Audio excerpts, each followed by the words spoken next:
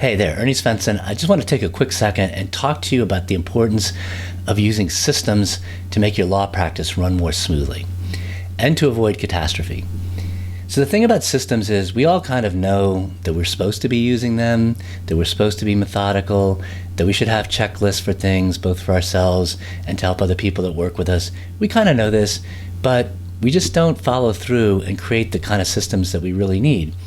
The reason for this is probably because we're too busy. Like we say, well, I'm busy right now, I'll get to it later.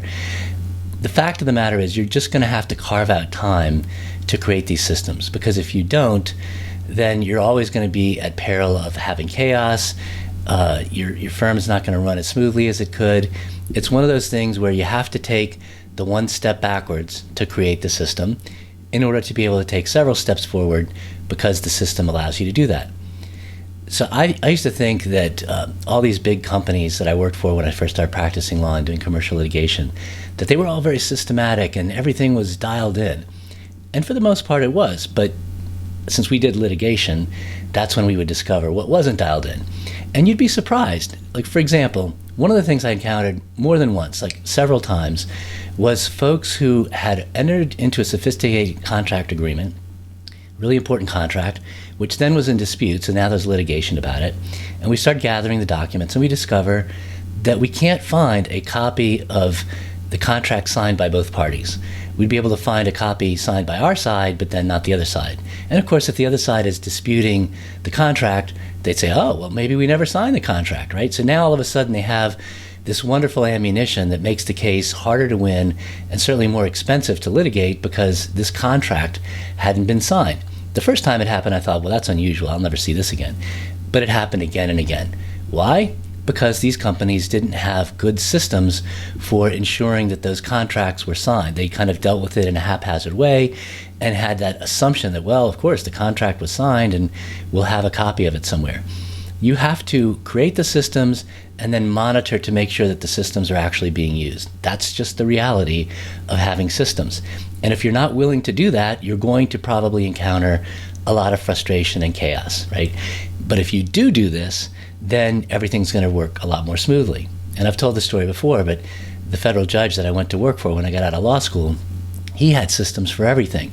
And when I showed up, he didn't come out and welcome me to Section H. He just, had his secretary give me a copy of the manual that described what I was supposed to be doing. And over the next couple of weeks, I studied the manual, learned what I was supposed to be doing, and he didn't have to teach me what to do. And then when I left, I gave the manual to the next clerk, and everything worked really smoothly. And if something needed to be improved or changed, we changed the manual so that the next folks could understand this. All of the other judges in that district couldn't figure out how he could get so much work done so easily without working on weekends or after hours, and he would take time off, took a lot of vacation time. How was it that he had the lowest number of cases on the docket by far? Well, it's because he had systems, right? And it took him about 3 years to create those systems. But once they were in place, everything ran smoothly, and it was a wonderful life. So yes, you do have to take the time to create these systems, but it's very much worth it.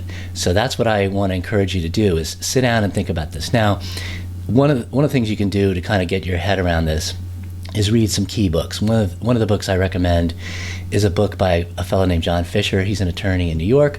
His book is called The Power of a System, and you can find it by Googling The Power of a System and putting in the name John Fisher, and he's got a free PDF of it out there.